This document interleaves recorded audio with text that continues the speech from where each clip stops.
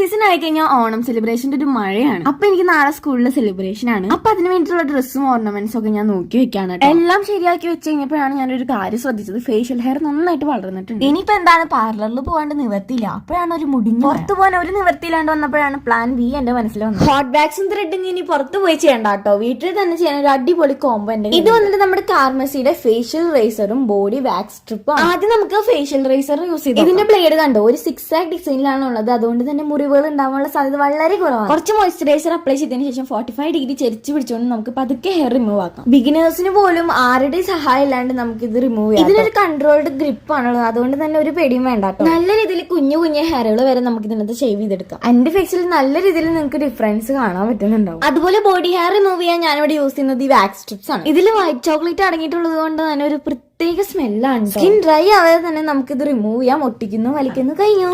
ആദ്യമൊക്കെ വാക്സ് ചെയ്യുമ്പോൾ എനിക്ക് നല്ല പേടിയായിരുന്നു കേട്ടോ. പക്ഷെ ഇതൊക്കെ യൂസ് ചെയ്ത് എനിക്ക് ആ പേടി, ഒരു ഉറുമ്പ് കഴിക്കുന്ന പെയിൻ മാത്രമേ ഇതിനുള്ളൂ. ഈ പാക്കിന്റെ കൂടെ പോസ്റ്റ് വാക്സ് വൈപ്സ് അവൈലബിൾ ആണ്. അപ്പൊ അത് വെച്ചിട്ട് നമുക്ക് ഇത് തുടച്ചെടുക്കാം. ഇതിൽ കോക്കനട്ട് ഓയിൽ അടങ്ങിയിട്ടുണ്ട്. അതുകൊണ്ട് തന്നെ നല്ല ഷൈനിങ് ഉണ്ടാവും കേട്ടോ. ഇനി സ്ഥലങ്ങളിലൊന്നും പോകേണ്ട ആവശ്യമില്ല. ആമസോൺ, നൈക്ക, ഫ്ലിപ്കാർട്ട്, പർപ്പിൾ.com ഇത് അവൈലബിൾ ആണ്. ഈ QR കോഡ് സ്കാൻ ചെയ്താൽ എളുപ്പം പർച്ചേസ് ചെയ്യാം. അപ്പൊ ഇതാണ് എന്റെ ഓണം സെലിബ്രേഷൻ ലുക്ക്. അപ്പൊ അടുത്ത വീഡിയോയിൽ കാണാം. ടാറ്റാ.